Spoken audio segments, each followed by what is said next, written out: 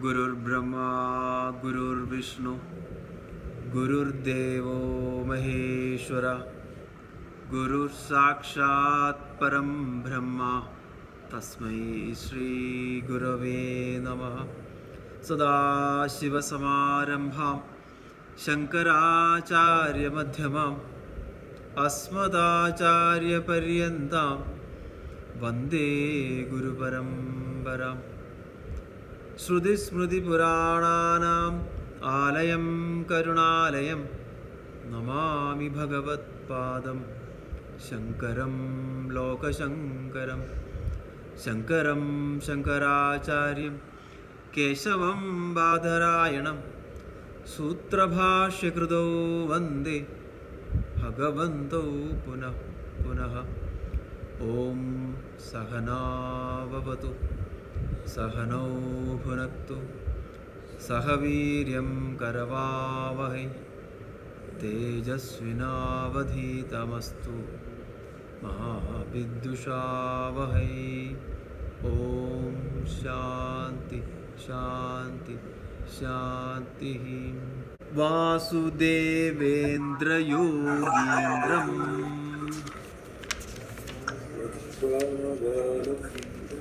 Natva Jnana Pradam Gurum Mumukshunam Hidarthaya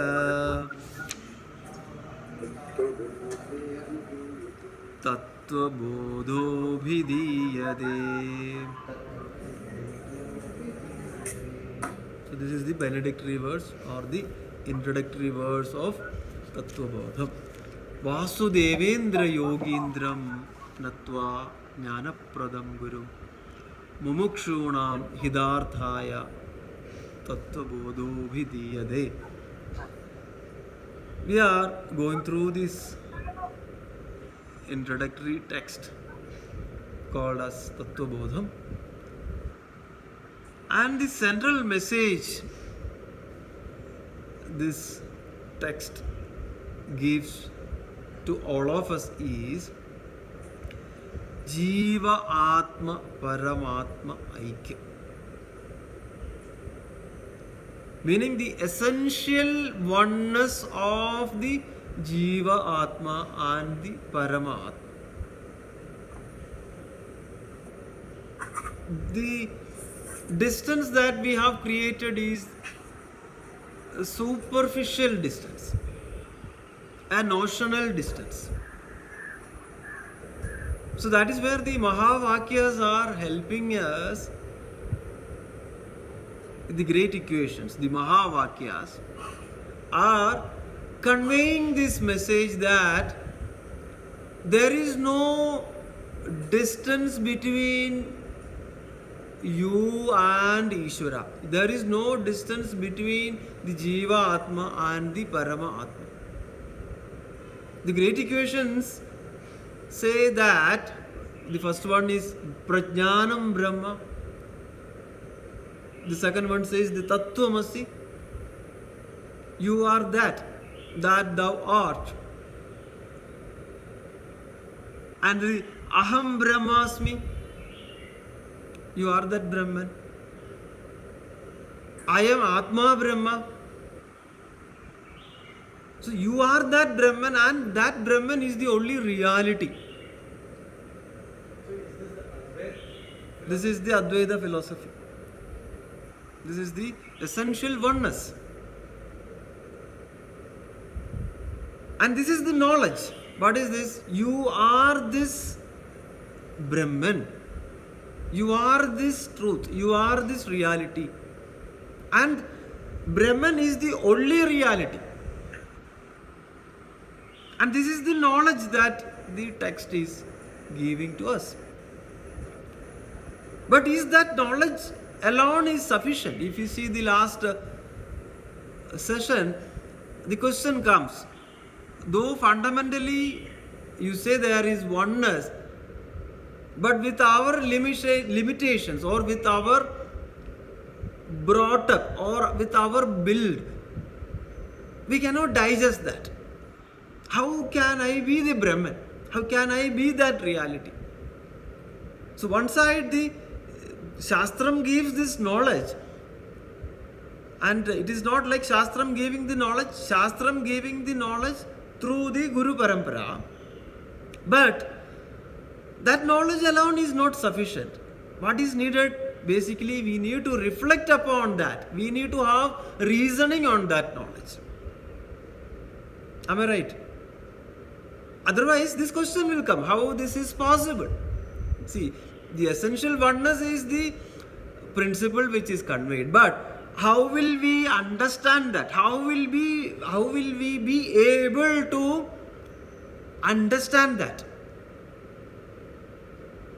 Right? How can I be the Brahman? So obviously we all will have this doubt. We call it as impossibility doubt, or we say it's asambhavana. So what one needs? We need to get convinced. See, Advaita says that this both are the same truth, but it has to come as our own experience. Correct? The text gives this knowledge, then that knowledge has to be converted to our own conviction. And that happens through mananam. The first stage is Shravanam, listening, having the Satsang, listening from gurus. Now our gurus are, ChatGPT or MP3 players or, right, anything, right? So a lot of gurus are there, because this knowledge is provided through different sources. But that knowledge will not help us. That knowledge has to become our own conviction, our own wisdom. So that is where we need to do the reflection. ChatGPT cannot do the reflection. Am I right? That reflection should happen where? Our own mind. In our own mind. So that is where the mananam should happen. And that mananam is all about what? Reflecting upon, about this reality, and thinking and removing the doubt. The asambhavana has to be removed. And that is where the third step comes. Through further reasoning, one will become clear. When I say clear, that clarity should come to us in such a way that it will make us as the living truth. Ideally or ultimately it has to happen. Otherwise there is no problem in chanting Tattwamasi or these 4 Mahavakyas, right? We need to further contemplate upon it, and further we have to make that knowledge as our own living truth. Isn't it so? So one has to get this knowledge, reflect, and ultimately make this knowledge as our own living truth. We call it as the wisdom. We call it as the Vijnanam. And that happens through the Dhyanam. Dhyanam is all about what? Getting this clarity. Immerse oneself in this clarity. And how the clarity comes? Clarity comes through Shravanam, Mananam and Dhyanam. So what is that clarity one has to gain? What is the knowledge that one is able to gather from the Tattwabodham? What is the essential knowledge that we are getting? Jiva, Atma, Paramatma, Aikyam. This is the essential oneness. This is the whole topic. So that whole topic, the whole knowledge has to be reflected in us. We have to contemplate. We have to really think about it. And we need to gain clarity, and that clarity should be applied across in our life. So, from understanding to experiencing, this is the journey. From understanding to experiencing. So, the Shravanam, Mananam, Dhyanam will help us. So the journey is all about from understanding to experiencing. And we usually use different ways. Bhakti is one of the important ways that we all use. The devotional way, bhakti. And four yogas are there. We will see that. But bhakti has to be implied in all yogas. Without devotion, you cannot have. So what is the devotion? Devotion is all about the higher reality. I mean, devotion to that higher reality. And we are that reality, though we are that reality, but that reality is covered by different layers. So how to come out of that layers or those layers? That higher reality has to bless us. So one should have the ultimate surrender to that reality. This is the prapatti, this is the sharanagati. So what one has to do is basically the surrender to that. First surrender and then know. So the path of bhakti is surrender and know. Maybe in Malayalam we say Adangi Ariyuga. Adangi meaning surrender. And Ariyuga meaning know. Surrender and know that reality. This is the path of bhakti. And yoga, if you see, yoga can be in different ways. Meditation is one of the yoga. Raja Yogam. So the yogic way is all about calm the mind. The restless mind has to be trained and calmed. The impure mind has to be trained and made as pure. Restlessness to realization. This is the yogic way. Restlessness to the realization. And this way is know and then surrender. No. So when you say no, the restless mind is made calm, and once the mind is calm, one will be able to realize the truth behind the mind. So that path is know and then surrender. If you see, there are two principles. It is very clear for all of us. Matter principle and the consciousness principle. What is the consciousness principle? Consciousness principle is the substratum of everything. This is limitless, this is existence, consciousness, bliss. This is the consciousness principle. Matter principle is all about modifiable aspects. And matter alone cannot exist. Matter is not having any independent existence. Matter has to depend on the consciousness principle to make anything as a reality.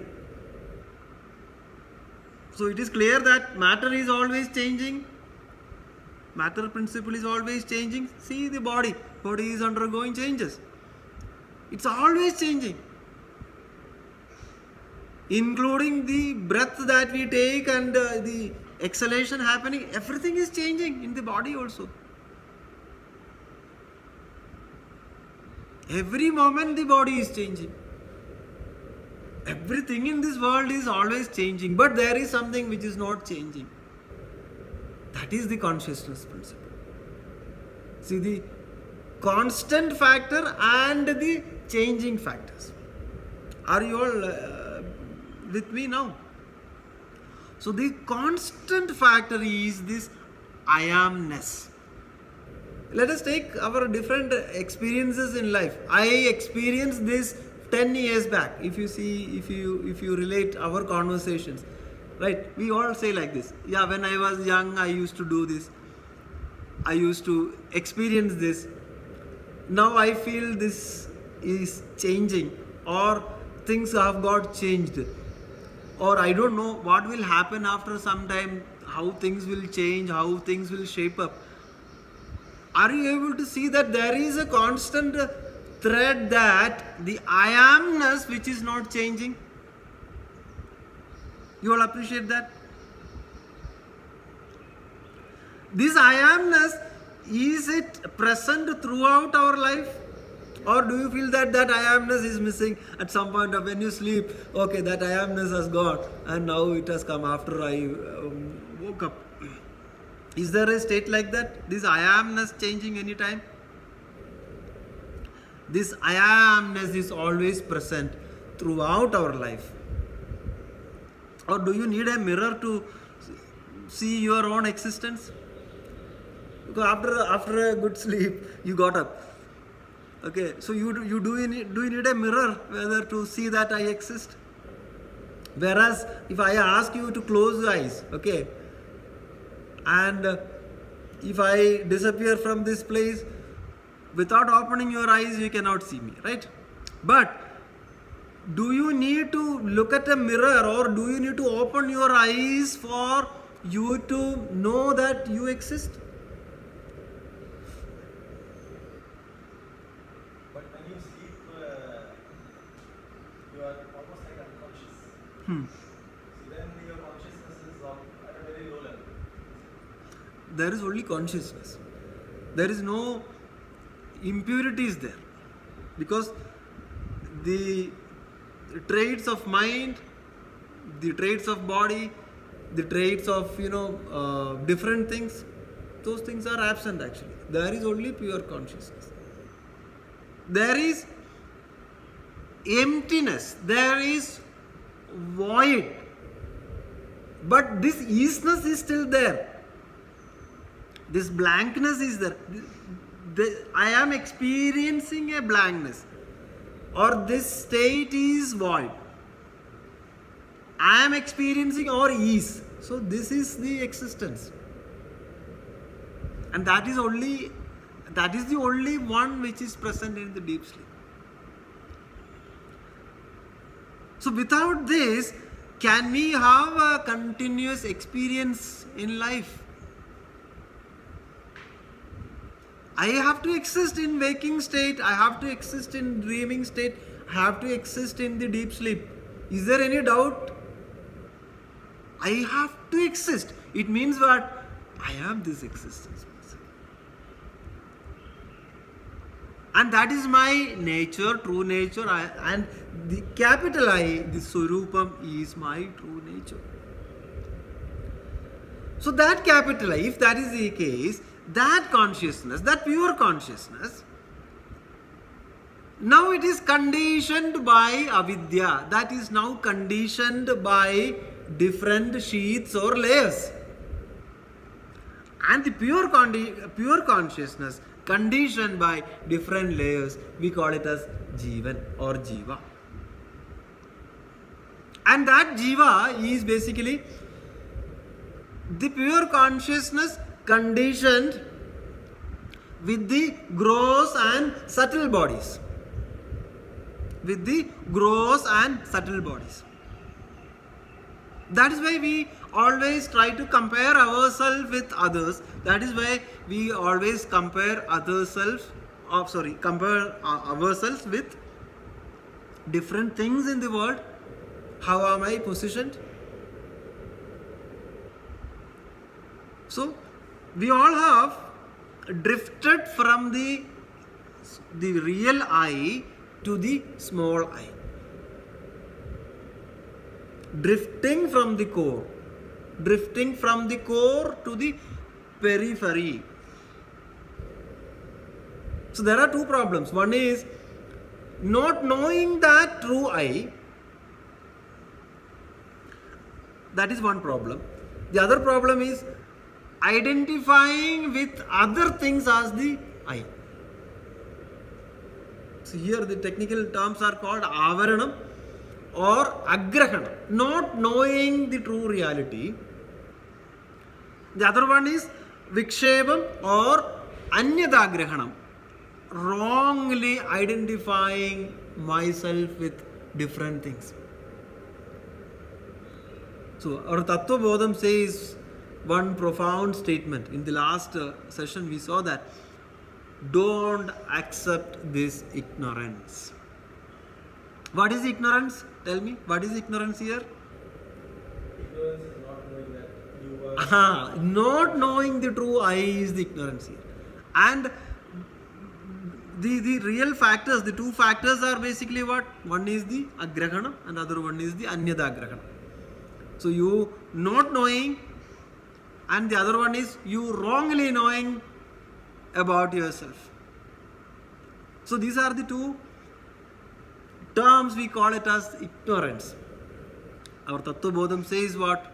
Don't accept this ignorance. And we also have seen this truth, this consciousness principle acts through the three bodies, right? The three bodies, when we say three bodies of microcosm and three bodies of macrocosm. Three bodies of microcosm meaning the jiva, with respect to the jiva.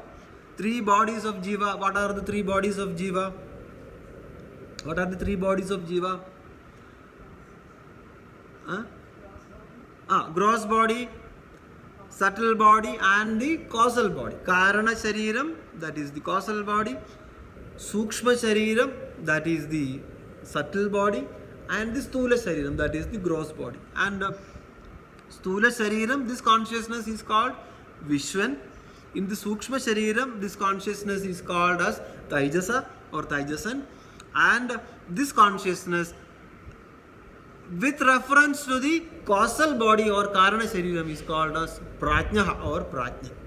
Please understand that this consciousness, the same consciousness, from the reference of these three bodies are called as these different names. For example, we can relate it. You are a son of your father, and the same person is the father of your children. The same person is the spouse of so and so, or the same person is the neighbor of so and so. So different identities are taken, and these identities are from different references. Similarly, the same consciousness from these references of these three bodies with respect to jiva are reflections. The same consciousness reflecting in these three bodies. So with respect to jiva, it is stula, sukshma, karana sarira. And now we can say in the case of a jiva, the ignorance or the avidya, correct? And from a macrocosmic perspective, the same three bodies will come there. What are the three bodies there? Macrocosm perspective, the prapancham, stula, sukshma, karana, prapancham. The causal universe, the subtle universe, the gross universe. These are the three bodies with respect to a macrocosm. And the same consciousness shining in these three bodies of the macrocosm, we call in the Karana Prapancham, the same consciousness is called as Andaryami. In the Sukshma Prapancham, the same consciousness is called as Hiranyagarbhan or Hiranyagarbha. And the same consciousness in the gross universe is called as Virat. Now it is clear the same consciousness is reflecting in the different bodies. And when the same consciousness reflects in these different bodies, now you please tell me, the reflections, will it get change or will the reflections be different in these different bodies? It will be different. It has to be different. We call this as adjuncts or upadhi. Based on the upadhi, the reflections will also change. But the problem is not with the original consciousness. The problem is with the reflections that are created by the adjuncts or the upadhi. So it means the same consciousness is shining, but the upadhis are reflecting the same consciousness based on the capability of the Upadhi. Adjuncts. We call it as Upadhi dosham sometimes. But the truth is not changing. The reality is same. The reflections of that reality is different. So then one has to do what in order to ensure that the Upadhi dosham won't happen? What one has to do? What one has to do? How to remove the Upadhi dosham? How to remove the issues with adjuncts? How to deal with the problems of reflections of original consciousness? What one has to do? We concentrate on the Concentrate on that, and again the reflection happens where? Tell me. The reflection happens in the body and mind. body. Mind. That is the subtler organ, subtler instrument. So the mind has to become more and more purified. That is the path of yoga, because the purification of the mind happens, and the meditation, the meditative mind is all about a purified mind. Whereas in the bhakti, surrender and have full sharanagati in that source, in that truth, ultimately the mental purification will happen in that path also. That is the real karma yoga. Clear? So the purification has to happen. The adjuncts or the Upadhi has to be purified, and the Upadhi dosham has to be nullified or made it as zero.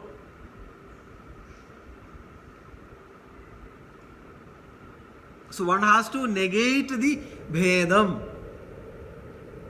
One has to negate the bhayam. One has to work on purifying the mind. When you say purifying, it means what are the things you need to do? So what are the kalangam that comes to mind? Kalangam meaning the impurities that one will gather or one will accumulate. The impurities that one will accumulate in life. What are the impurities? What are the impurities? Raga, Dvesha, Kartrutva, Bhoktrutva, Kama, Krodha, Lobha, Moha, Mada, Malsaryam, everything. Ashtaragam, Antakarana, and the issues with enjoyership, doership, attachment, aversion. It is clear, right? These all are the impurities one will gain. One will not gain, one will accumulate. So what one has to do? What one has to do? What is cleansing? What is purification? Tell me. remove raga, dvesha. Don't accumulate. If it has got accumulated, remove it. And again, don't accumulate it. That is where the karma vasanas, you should not gather the karma vasanas. When you say karma vasana, even thoughts are also, right? You can think bad about others. You can even think about, think bad about yourself. You can think about bad ideas about others. Correct? So one should not accumulate the karma vasanas. When I say karma vasana, it need not be only through the actions. Even thoughts, ideas, beliefs, everything will matter.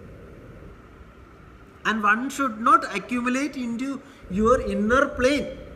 Probably for doing transactions, one has to use, say, power or maybe coercive in actions. If somebody is not working, if somebody is not doing the work, probably we may have to managerial. That is okay. At a level of transaction, it is fine, because sometimes you have to use it. But what we are talking is all about not gathering the karma vasanas at your mind. The andakarana has to be clean. So anger, anxiety, jealousy, These all are the different emotions that you should not gather in your mind. It should not create a stain. When I say mind can have this for the sake of transactions in the world, but you should not create stains.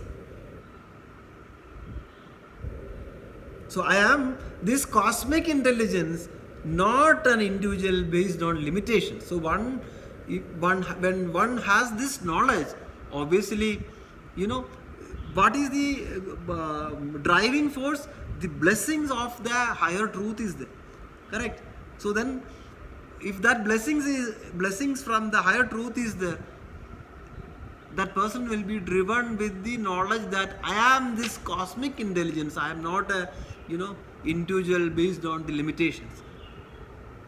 This happens through jnanam. This happens through knowledge. Again, it is not something like I will not gather, I am going to nullify, make it zero or not. This is not something in a philosophy.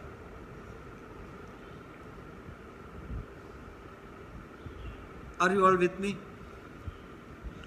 So, the topics that we have covered so far are, the first one is the qualification for the self-knowledge, qualification for studying Tattwabodham, qualification for, gaining Atmajnanam. The second is the nature of individual, the microcosm, the Vyashti, or we can say the analysis of Jiva. Third is the nature of creation, the analysis of samashti or total, or we can say macrocosm. So these are the three topics we already have covered. Now the essential oneness, this is the topic that we are now going through. So here let me also give a good recap for the ones who missed the previous sessions. Maya and Brahman, these are the two forces, and again Brahman is the substratum of Maya, and Brahman and Maya are Anadi. And Maya came from where? Maya came from Brahman. Apara Prakriti came from Para Prakriti. And the Maya has got the qualities of Trigunam, Sattvam, Rajas, Tamas. Sattvam is all about the Jnana Shakti, the power of knowledge. Rajas is all about the Kriya Shakti, the power of action. And Tamas is all about Dravya Shakti, the power of inertia. And the power of inertia is all about, nullifying the Sattvam and Rajas. And then we also have seen the 24 elements, then the Panchikaranam, how the solidification happens. We are not going into depth of those because we have already covered this. Then we also saw that self conditioned by avidya, right, is Jivan, and the same self conditioned by Maya is Ishwaran. When we say self conditioned by Maya, Maya is under the control, right? When someone has Maya under the control, we call as Ishwaran. And when one is controlled by the same Maya, we call it as Avidya. That is where the Jivan comes. The definition of Jiva is that. So one has to remove this ignorance, because the problem is all about this unwanted conditioning that has happened. Correct? So the only remedy is remove this ignorance. How ignorance can be removed? Only through knowledge. Only through the light of knowledge. What exactly is Maya? Maya is all about the matter principle, the names and forms. Correct? And the names and forms will not have any independent existence. Correct? So Maya is all about names and forms. Maya is something that is modifiable. Maya is something that is manifested. Maya is something that is a matter principle. And Maya alone cannot exist. Maya has to take the existence from where? The Brahman, the principle of Brahman. So remove the ignorance, remove the distraction. That is the only way. So what we have to do? Shravana, Manana, Dhyanam. Again, Shravana, Manana, Dhyanam. So in Maya, there's all the matter, right? So all the stars and planets Yes. Anything manifested is Maya. Anything manifested. Even our idea also, the new idea. Right? That is also Maya. That idea can, the idea, if you have a good idea now, this idea may not be really good after 10 years. This is modifiable. But what is not modifiable is the one who is conscious about. But our buddhi will not accept this, right? Because if you see, the buddhi will always try to see the, the dualities, the oppositeness. One side we say when Ishvara or the Paramatma is all about superior attributes, correct? All the, we can say, positive distortions. And when we say Jivatma, Jivatma is all about, the truth which is covered by inferior attributes or negative distortions. Huh. So the question is, buddhi will always have a doubt how this Jiva Atma and the Parama Atma can be same. Now we are going through that verse. If you have these books, the 112, page number 112, if you are using this version of the book, 112. Otherwise, I will tell you an inquiry into the statement that thou art. So the first verse we have seen last time. Nanu sahankarasya kim, that we have seen. Now let us take the first verse for the day.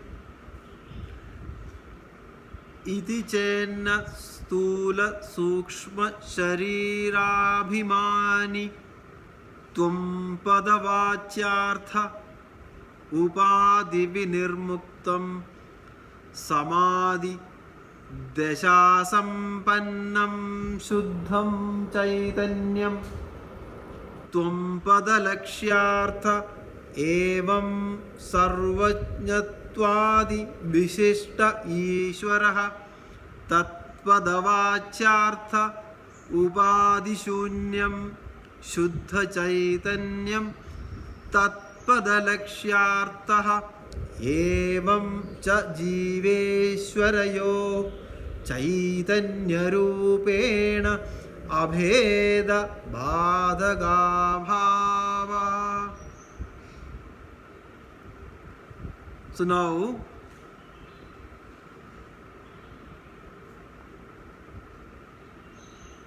okay, so here two aspects before we get into the verse. Tatpada vachyartham, okay, tatpada vachyartham and vachyartham and the lakshyartham. These are the two terms one should know. Vachyartham is the literal meaning. Maybe I will ask a few of you to bring some definitions on vachyartham and lakshyartham. Maybe from your day-to-day experience. Vachyartham is meaning what? The literal meaning. Can you tell me an example of a literal meaning? Vachyartham, maybe a sentence. This is not a rocket science, come on.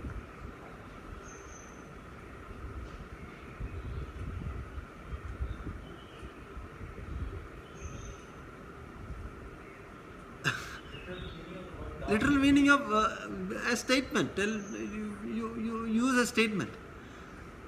Okay, I will help you. We all assembled here at 3 p.m. today. This is a literal meaning, right? We all have assembled here at 3 p.m. today. Maybe for online audience also. So I know that few join late, but for the sake of example, we say that at 3 p.m. we all assembled or gathered here.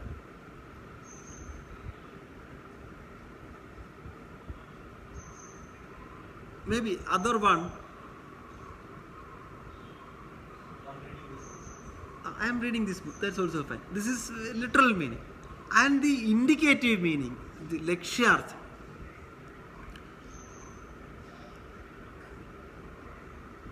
His mind is like a monkey. His mind is like a monkey. What is the implication here? Fluctuating mind. Fluctuating, jumping around, changing, not able to focus. So, his mind is like a monkey. There are two ways to interpret. His mind is like a monkey, same as a monkey. Or a monkey mindedness is there. So what are we referring here? Is it the same mind of a monkey or the monkey mindedness? What do we are referring? Monkey mind. The monkey mindedness. Okay. So we should understand this, the Vachartham and the Lakshyartham. And now we are talking about Tattwamasi, that thou art. Thou is Tvam. Correct? Jiva.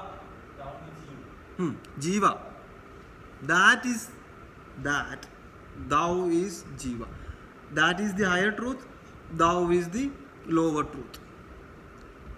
That higher truth and lower truth are same. In principle, both are same. So the Tvam, thou, the Jiva, we know that the truth identified with the three bodies, the three states, the five sheaths, etc. Correct? At the center, the truth, all the sheaths are covered. So that will give me a notion that I am always a changing finite entity. The same truth is there, but the truth is covered by different, layers, so called as the three bodies, the three states, five sheaths, all the things. And this covering giving a perception that I am a changing, limited individual. But the truth which is at the core is free from all these limitations. That truth is free from all the conditions that we have applied. You are all with me? That truth at the core is now conditioned by different layers, and that conditioning has created a perception in me that I am a limited being. But the truth at the center is free from all the conditioning. Who created the conditioning? We created. We meaning the mind created the conditioning. But the truth at the core is free from all the limitations. One side. And now if you see, this is the case of a Jiva. And the case of an Ishvara. Ishvara, we call it as the creator, the sustainer, the destroyer, giving bhalam to our karma, etc. Correct? There also the conditioning is applied on the top of the truth as karma baladada, the creator, destructor, and having certain attributes, etc. These conditionings are created on the top of that truth. Correct? And this conditioning of Maya. The other thing is the conditioning of the Ajnanam. From a Jiva's perspective, the truth conditioned by Ajnanam. In case of Ishvara, the truth conditioned by the Maya. Different, sheaths created due to the Maya. The truth at the center again is free from all conditioning.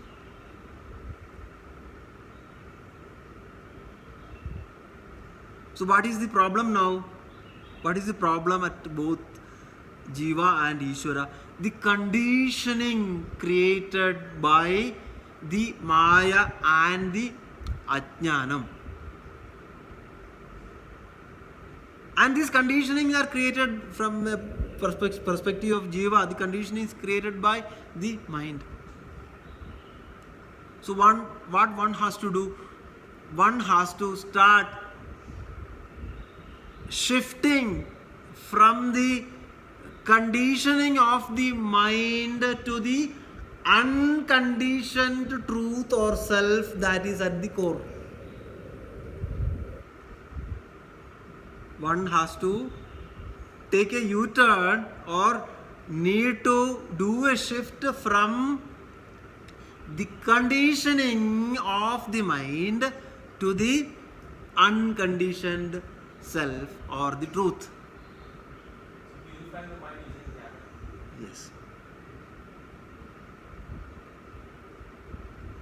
So now the question is, the inquiry can start either from the Ishvara or from the Jiva, because the same truth is at the center. The problems are with the conditioning. So one can definitely start the inquiry from the Ishvara or from the Jiva.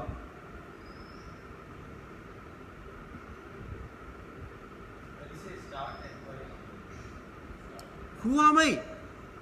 Who am I in essence? What is my true nature? Who am I? What is my purpose in life? That is enough. Who am I in essence? So one should penetrate the microcosmic mirrors, so called as the Sharira Trayam, Avastha Trayam, etc. One has to penetrate the microcosmic mirrors, because all this conditioning at different layers, you can call it as collectively a mirror. Transcend, you need to penetrate.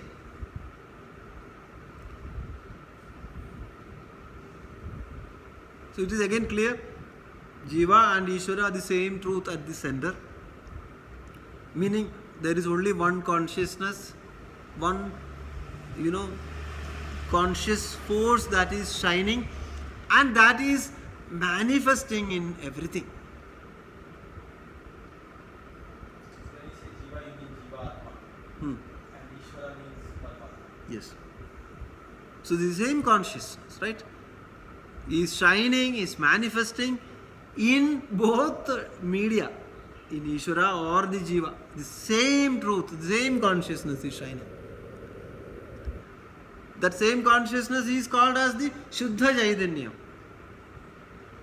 pure consciousness,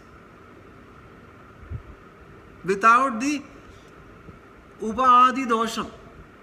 The consciousness has no Upadi Dosham. These conditionings are created due to Maya or Avidya. This conditioning meaning these distortions again. These distortions that we ourselves created. So now what one has to do? See, now this consciousness is at the center and different conditionings are created. And that conditioning created a notional distance between me and this truth, because all those clutters got added on the top of that pure consciousness. So now what one has to do? One has to penetrate, one has to uncondition, and one has to, reduce this. This is a notional distance. This is a notional distance. This is a superficial distance which you created. So if I am able to successfully uncondition my Huh. mind, can I say I have attained moksha? Yes. That is what we all are seeking in this life. And in this journey, one will not announce that, I became, or I have achieved the liberation. So a Jivan Mukta will live just like a normal person. That we will see in the next verses. So that is what we are trying to achieve. Creating that inner freedom, creating that inner space. How? By knowing your true self.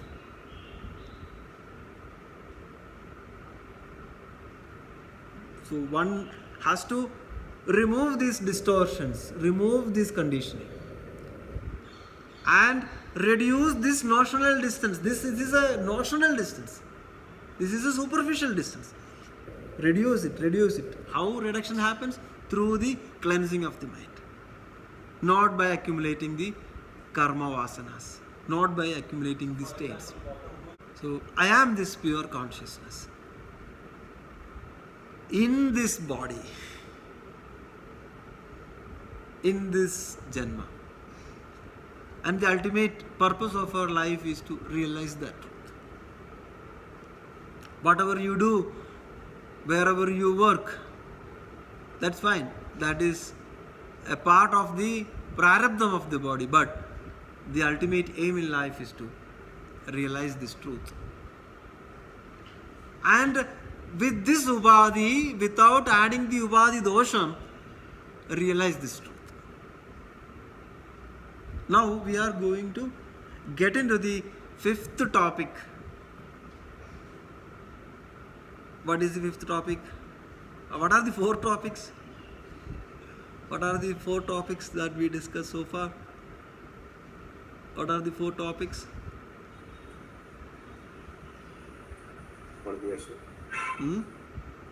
Qualifications. Yeah, qualifications. Yes. First topic is qualifications needed for self-realization. Veshti, Samashti.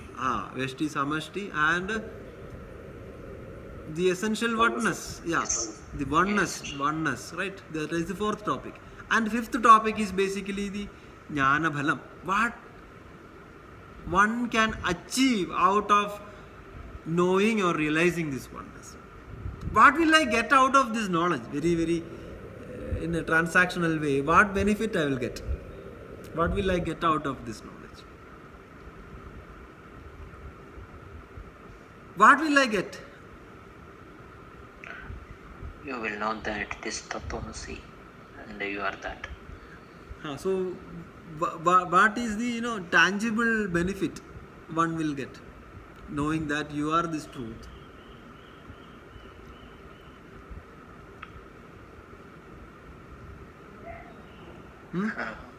Paramananda Prapti. Freedom, Paramananda Prapti. Yeah, freedom from the struggles. Does it have anything to do with the cycle of birth and rebirth? Yeah. Yes. Atyanta Dukkha Nivarti. Atyantika Dukkha Nivarti, Paramananda Prapti, coming out of the death, birth cycles. See, let us not bother about death, birth cycle and all the complicated things. It is all about change of perspective that one will have in life, right? Change of perspective. This is the practical advantage that, or the practical output that one will get out of this knowledge. This is the change of perspective. Meaning, you don't need to worry about everything in life. When you don't have control on things in life, there is no point in worrying. You will be, having an even keel attitude and live the life, right? It is not to show others that I am a certified, a person who is going to get the moksha or mukti, or I am eligible for that, right? This is not to compare ourselves with the different people. So this is all about change of perspective in life. This is mukti, this is moksha, this is the inner freedom.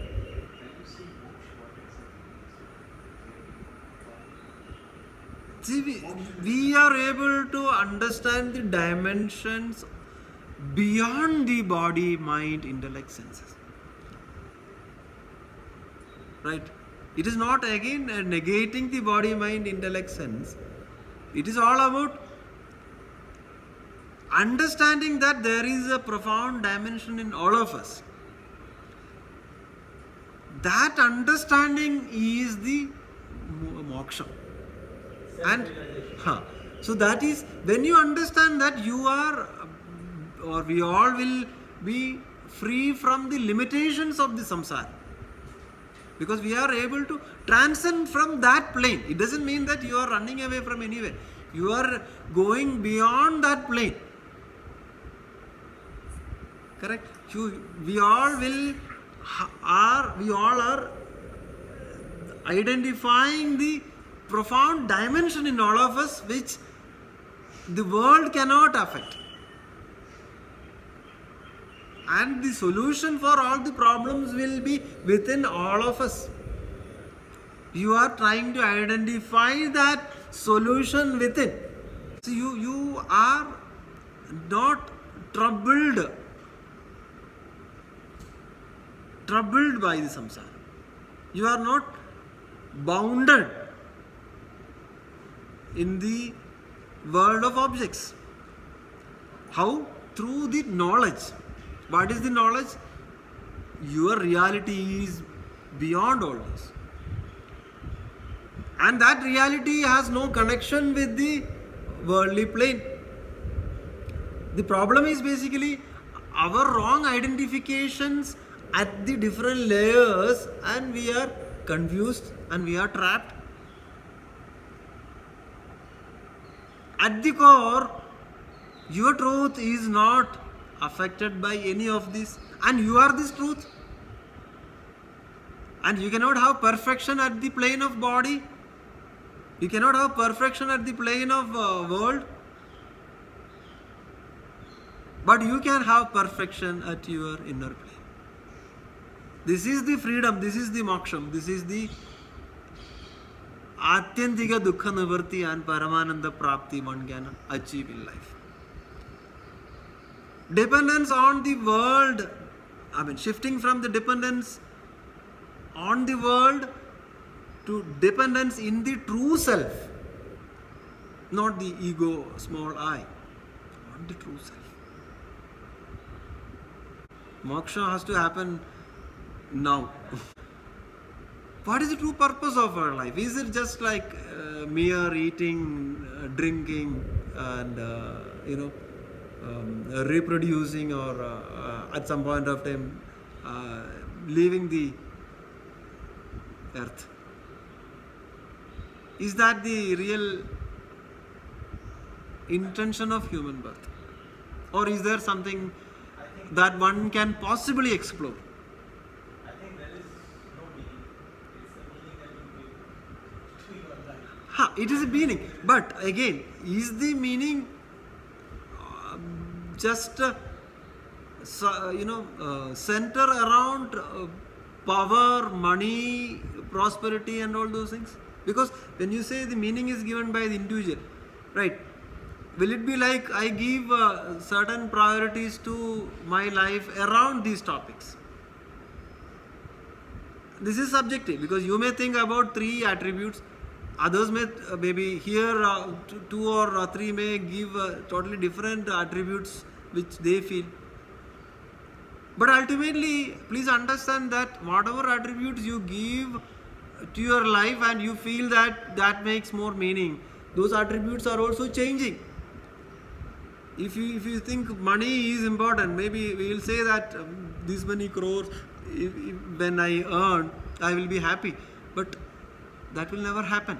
Those are all impurities. Those all are changing things, that all are adding kalankams. But practically, we have to have money in life for meaningful execution of our life. But if you chase only money, then it's a problem. So that is where, based on the prarabdham, let it happen. Right? You don't chase money, let money chase you. Or let power chase you. Or let the other things chase you. But for you, prayers, the power is not important. Shreyas is important. Shreyas is all about, finding out the real purpose in life, finding out the real dimensions in life, exploring what is the real purpose of my life? This is so called as the moksha.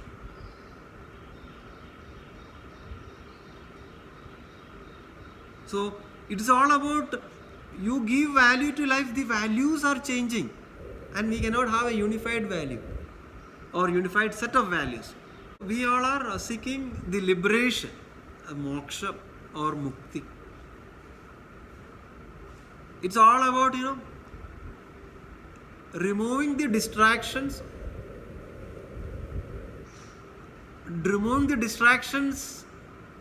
at the reflected medium, including the mind, and aiming to achieve the greatest freedom that we can have in life.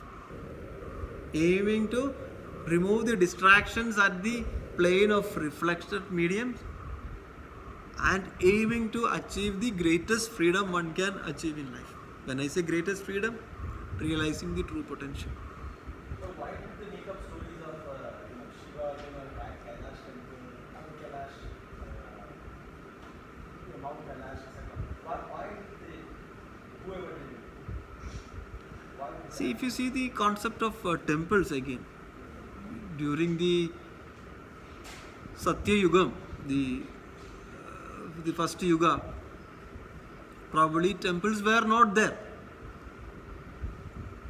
And the people were also be able to comprehend. Correct? And a lot of distractions started coming. Bhagavan in Gita says that Imam Vivasvade Yogam Praktavanaham Avyam Vivasvan Manave Praha Manurikshvagave Abravid. I gave this knowledge, hey Arjuna, to son Vivasvan, Manu, right? And what happened over a period of time? Evam Parambara Praptam. So the verse goes like that. So over a period of time, when this knowledge got transferred, or over a period of time, the people who were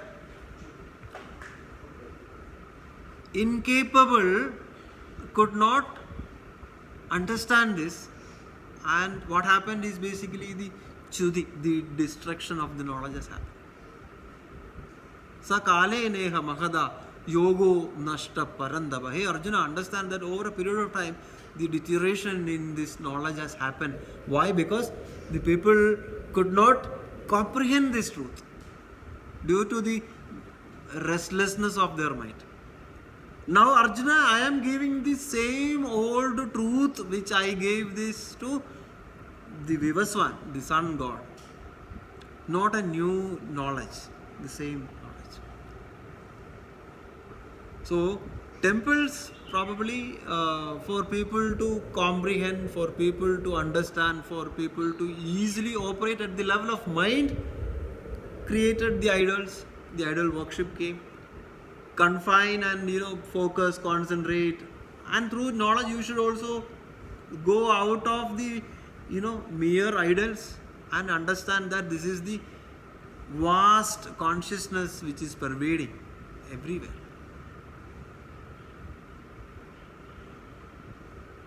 Right? So one has to understand this. Why we have this idol worship, and what is the importance of doing pilgrimages, etc. I think we all should be able to, authoritatively guide our next generation. Why it was created.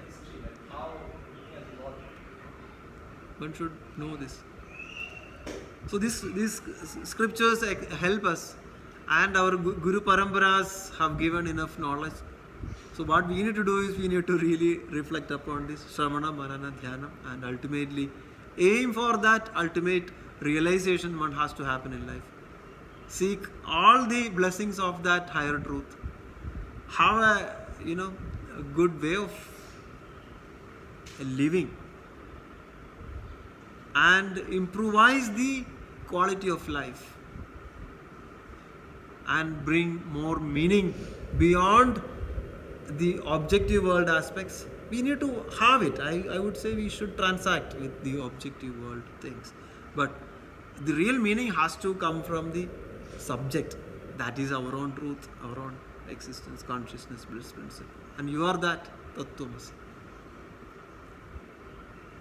So this is like a summary of empirical philosophy. This is an enabler text, and also at the same time it's summarizing the core concepts of Advaita philosophy. Because all the technical terms are explained. At the same time, the crux of the matter is also conveyed in this text.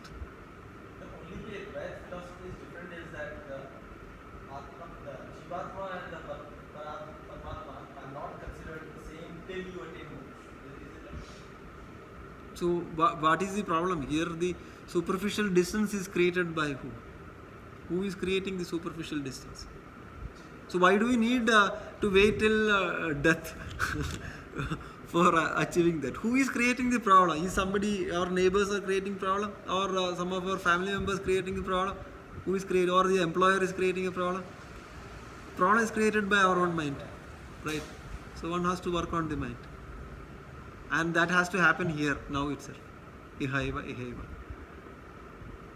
And that is the freedom which is given to us. Explore the freedom. No, but I was wondering, Advaita philosophy and Advaita philosophy, this is the difference I feel. It's basically the same thing. No, but ultimately, all philosophies are leading to one. Yeah, it's different ways of looking at it. Absolutely. Because the references are different, right? Otherwise, the destination is same. With that, we'll stop here. We will do the chanting of Shanti Mantra. Om Purnamada Purnamidam Purnat Purnamadachyate Purnasya Purnamadaya Purnameva Vishishyate. Om Shanti Shanti Shanti.